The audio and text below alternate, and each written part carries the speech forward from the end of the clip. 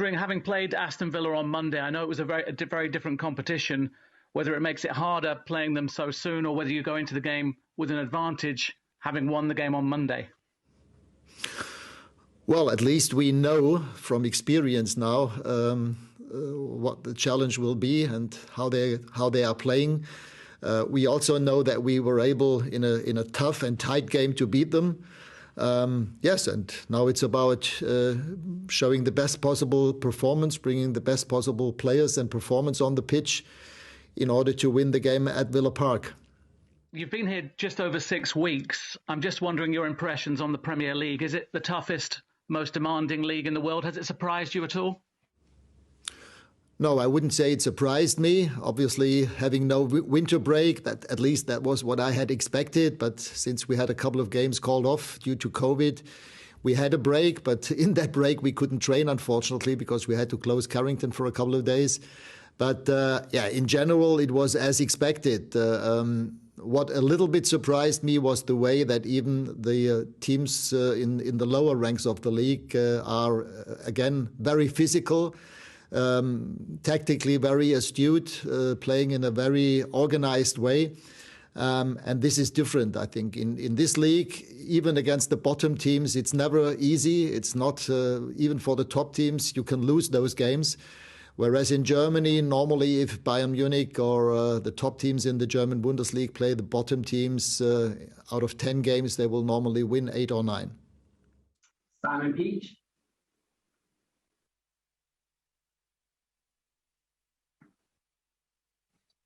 Hi, Ralf. Maguire, Sancho, Ronaldo and Jones missed the match on Monday. Will they be available and be involved tomorrow? I think they will be available. They only trained yesterday for the first time. Cristiano yesterday, Harry, I think the day before yesterday. So as it seems now, we have to wait for the final training session this afternoon. But as it seems right now, they should be available for tomorrow. You said after the game on Monday that Dean Henderson missed out through illness, but you also said that he'd requested a loan move a couple of weeks back. What is his situation there? Will he be staying at United this month?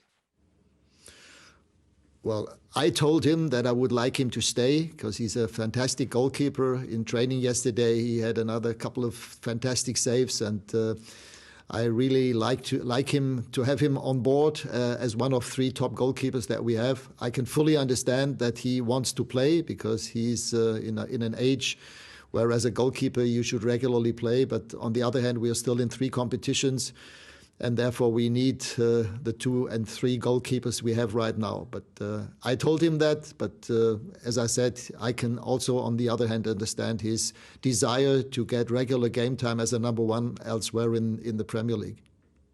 Ben Ransom. Hi Ralf, what's the latest on Donny van de Beek? I know you've spoken about his position. Has there been interest in him, and could he be allowed to leave this month after all? I mean, it's the same situation as it is with Dean. I'm glad to have him in the squad. He came on in the last 15, 20 minutes against Villa in the cup game, and he did well. He's always performing on a high level in training. So for him, I had a conversation with him 2 weeks ago after training exactly about that. And I told him that I would advise him to stay until the end of the season. And then, of course, with the World Cup coming up in the winter, he wants to play in the World Cup for his country. And Louis van Gaal obviously told him that in order to be a regular starter in the World Cup, he needs to regularly play for his team. And again, I can understand his wish and desire to play. On the other hand, we have a lot of competition in our squad exactly in those positions. Simon Stone. Hi, Ralf. Quite a few times after games recently, you've said you need to get the balance right between the offence and the defence. I'm wondering what work you are doing to try and bring that about, and whether after the time you've been in charge, you feel as though the players you have are capable of having that balance. I mean, yes, I was fully aware that this cannot happen overnight, that this is a work in progress. I think we have shown that we have conceded fewer goals than a couple of weeks ago, but still It's also about controlling the game. And obviously, we have taken a few steps, but things can still get better, and that's what we have to work on to find the best possible formation. Obviously, with now playing every 3 weeks, every 3 days, we also need to make sure that we have not only the best, but also the freshest players on the pitch. And this means that we might even be able to change formations during the game or from one game to the other. But as I said, it's still work in progress. And obviously still quite a few things and space for improvement. Andy Nitton.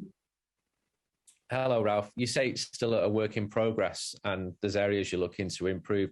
What are those areas specifically? Is it in certain areas of the pitch? Is it in individuals? Is it tactically?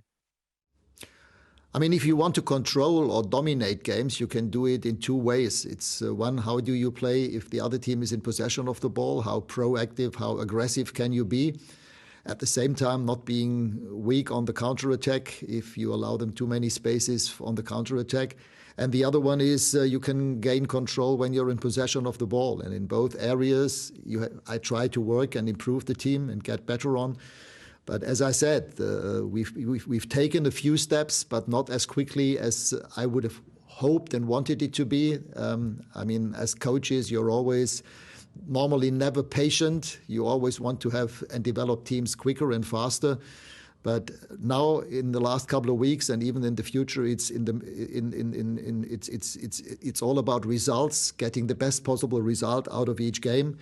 And this is true tomorrow. This will be true on Wednesday when we play Brentford. And 3 days later at home at West Ham, it's about getting the maximum points out of those games. And and the rest has to be developed at the same time. Well, last question in this section for Michael Gray. Hi, Ralf. Ralf, you've only lost 1 game since you've walked through the door at Manchester United. I think you'd probably agree that the performances haven't been as good as we all expected them to be. Is that just down to a lack of confidence in the squad, and is that what you've got to try and find?